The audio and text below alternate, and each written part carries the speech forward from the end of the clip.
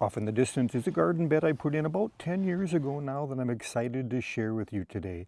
It was initially just this large green ash tree in the middle of the lawn. In just a little bit we'll start top dressing this bed with some new fresh mulch and talk about many of the different plant varieties as we work along.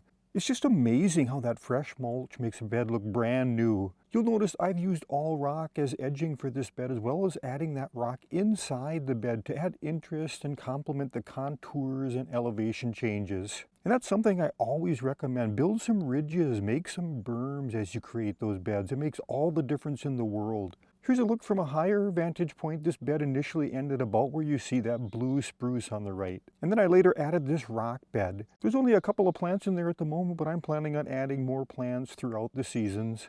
I'll put a link in the description box of a video that shows how this rock bed all came together.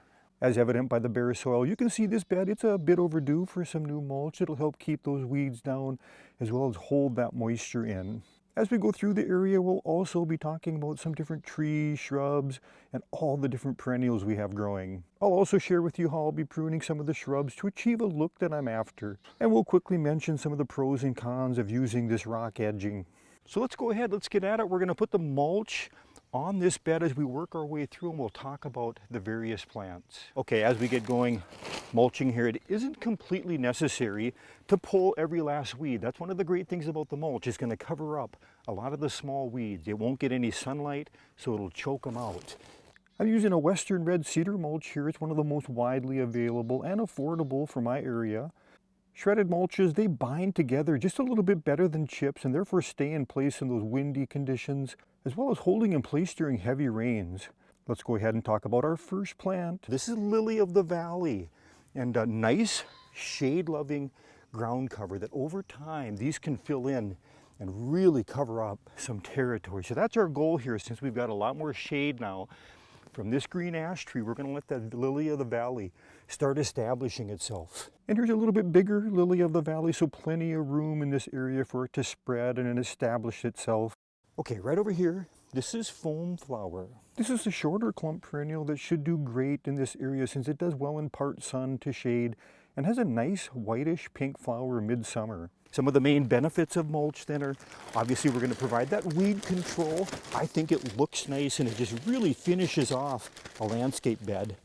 Mulch is also going to keep that soil moisture in the ground. It provides that cover, doesn't let the evaporation happen. And once we just had a rain, I would say almost an inch of rain yesterday. So this is the perfect time to get that mulch on, trap that moisture.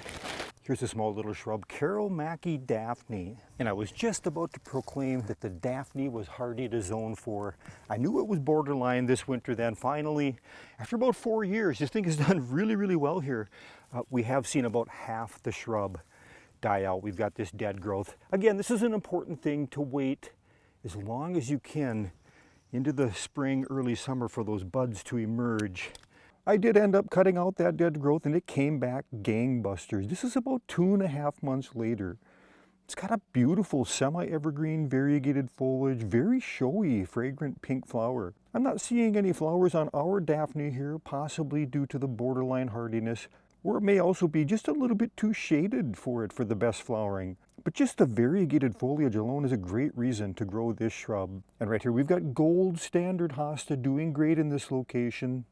If you like hostas, I did an earlier video where I covered dozens of different varieties. A link for that video will show up in the description box below if you're interested.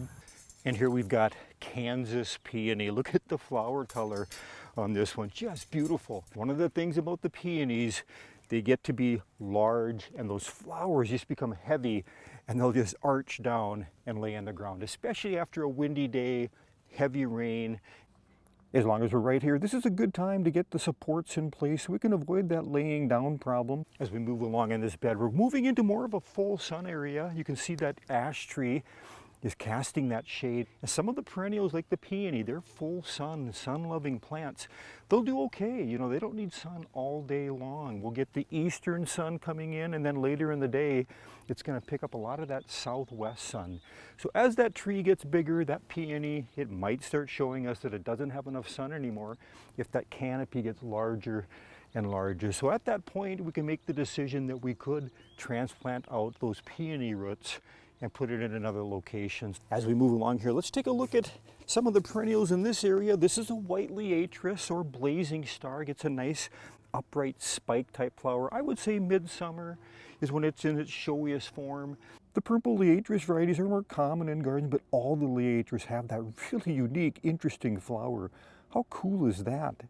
And they're also great for pollinator gardens. This is an allium, and this should eventually get another spike type flower with a big globose bloom on it. I had the pleasure of walking through this garden earlier this summer, and wow, look at all the alliums here. Isn't that something? I'm hoping to get back here earlier next spring, as I found out I missed the tulip display. Hundreds and hundreds, I'm told. I'll do my best to get you a future tour on this amazing garden.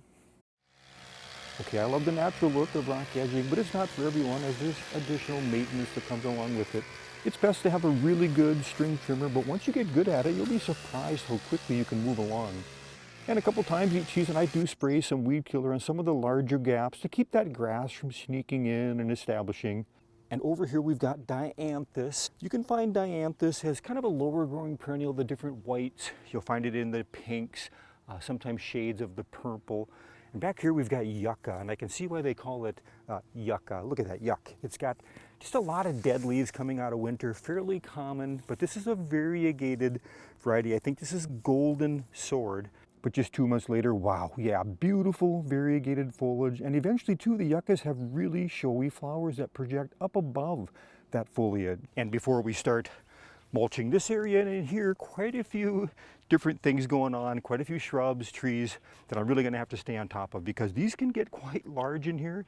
And I'm gonna have to do some pruning to keep the effect that I'm looking for. So let's start back here with the hoops spruce. Now, I did a video on a few different spruce, and hoops was one of them. What I did was I pruned up the lower branches on this. Now, I normally like to have the natural shape of a plant, but this spruce, I planted it thinking it was, I think, more of a dwarf. Well, it's not. It can get 25, 30 feet and quite wide. So I decided to start lifting up this branches to keep some room for this Tross dwarf cutleaf birch. Now, this is another unique plant that eventually I'm going to start pruning up the lower branches to get a really cool, I'm going to call it a bonsai effect, but I'm really glad that this plant is surviving here. Very interesting foliage.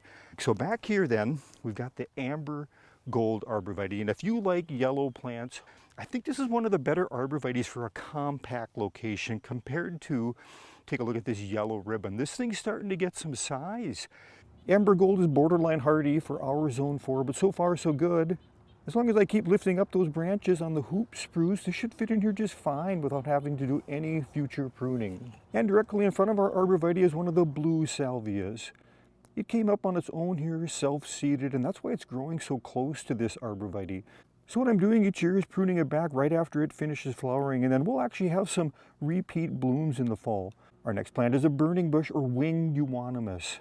And what we're going to have to do on this is a shrub that can get 10 to 12 feet tall. But I have seen it where you prune up the lower branches, leave that lower trunkage for that ornamental effect. And before we round the corner here, finishing up that mulch bed, let's take a quick look at this rock bed that we put in last fall. We've got a really interesting tree here. This is Magnificent Mackie, and then we're going to quick take a look at a rose that I transplanted out of somebody's yard. They didn't want it, but look at the foliage on this plant, just leafing out. Isn't that interesting? Yeah, look at that. Isn't that a nice little tree? Just a perfect little ornamental tree for this area. Really excited how that turned out. And I initially planted this out in this area, knowing that I probably was going to eventually extend this bed, and sure enough, that's exactly how this turned out. And here's a look at those leaves fully fleshed out about 1 month later.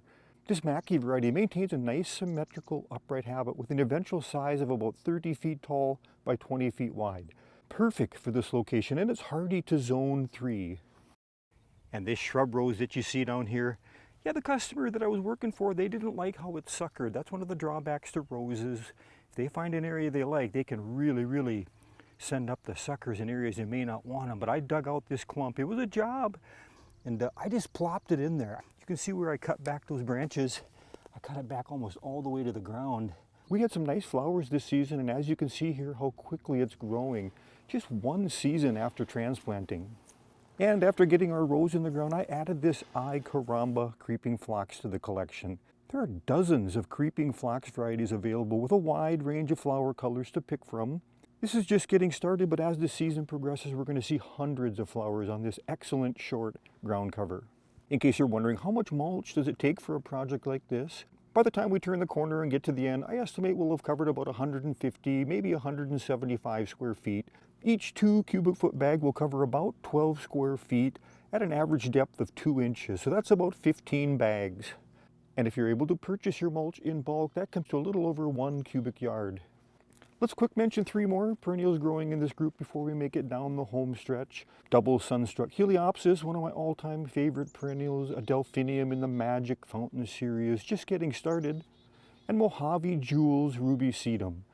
If you like sedum, I've got a couple more videos that I'll add to the description box where we cover dozens of both tall and creeping or ground cover varieties. As we move along here, we're coming up on a penstemon, a dark towers. Look at that nice purple foliage. That's a pretty perennial, soft pink flower. And here we've got pasque flowers, sometimes also referred to as wild crocus. This is one of the earliest blooming perennials in our gardens, and we just love it. You can see here the blooms are already starting to finish up, but I don't know, I think the airy spent flower heads are also really showy. Also, leaving those flower heads on, it'll allow this perennial to self-seed and naturalize itself in areas like you see here. And it won't be long now, we'll start seeing this golden queen trollia start flowering, or globe flower. Look at those nice orange flowers, beautiful perennial. And right up here, let's quick mention the Quebec weeping cedar, or arborvitae. Yeah, isn't that a nice arborvitae? I did a video not too long ago, year and a half, I suppose, on some unique conifers, unique evergreens, the Taylor junipers. We took a look at those. And quickly here, a prairie torch buckeye, a favorite tree of mine, especially as we start seeing those bright red fall colors. Let's take a look at the mulch bed, how it turned out, go back through in reverse, how this is all finished off nicely. This mulch now, we should be in good shape for a couple years, maybe do a little top dressing that 3rd year, and then we'll probably be back to where we were when we started, where we've got to add a whole another 2 to 3 inches. And a quick look at how our bed has grown and developed by midsummer. That mulch has already started to fade and lose some of the golden color that I like. Since we have so many varieties of perennials that bloom at different times of the year, there's always flower blooms to enjoy throughout the season, as well as different leaf colors on the shrubs and trees as they change throughout the season. But time flies, and it won't be long before we do end up into late fall, and we'll be cutting back those perennials, taking care of those chores necessary to keep our gardens looking great. But what a great hobby, what a great pastime to work in your yard. I hope you enjoy it as much as I do. Hey, thanks for stopping by Garden Hike, I appreciate it. We'll see you again next video.